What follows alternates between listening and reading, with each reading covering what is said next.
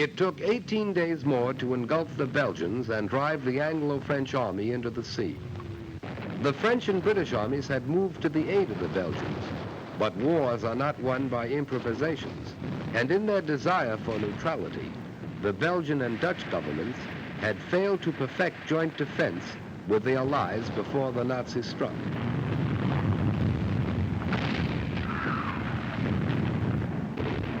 The invaders rolled on.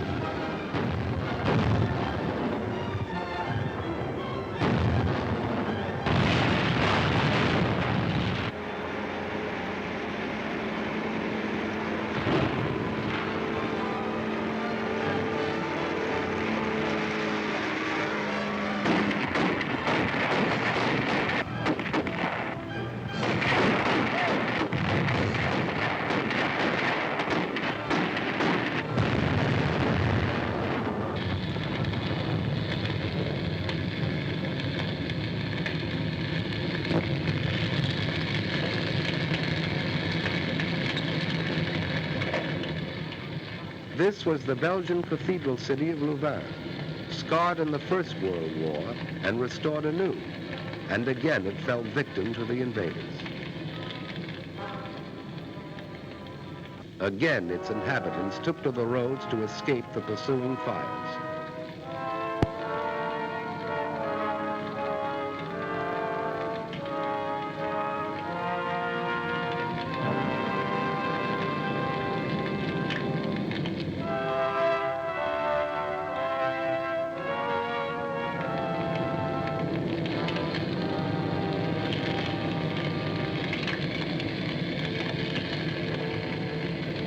The cathedral crashed in flames. The invaders rolled on. Morning found the refugees still fleeing blindly. Reputable observers said these refugees were machine gunned from the air. There is no photographic evidence of this.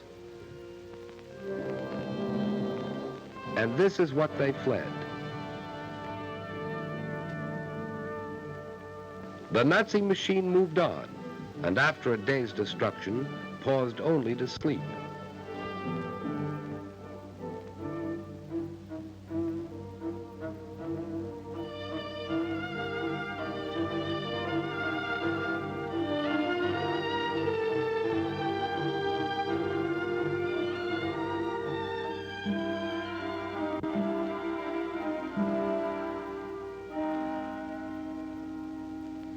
This was Antwerp, where the democracies had fired oil tanks as their armies retreated.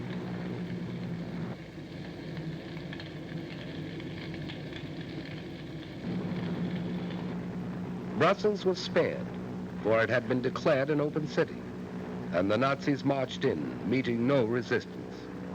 Belgium was doomed, and King Leopold capitulated.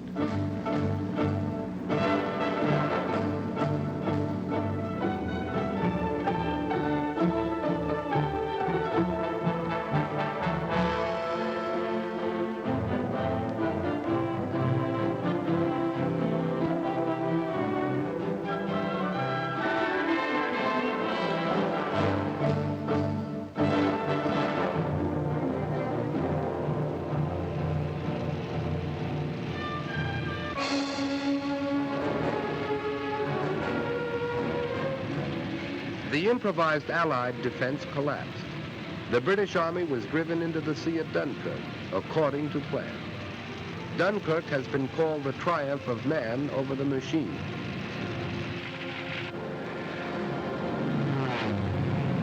To challenge the dive bombers, Spitfires rose from British bases and fought for the domination of the air over the desolate beach, while ground forces continued a stubborn rear guard action.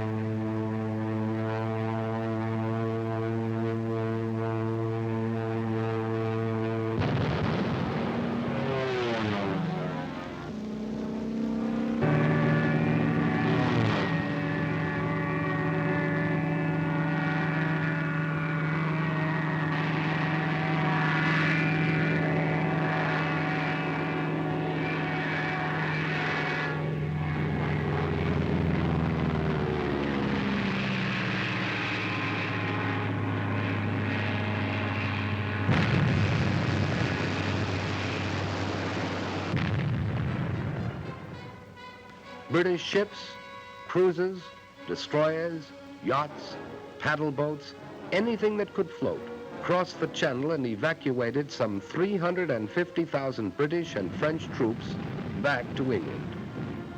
For the British were determined to save their men.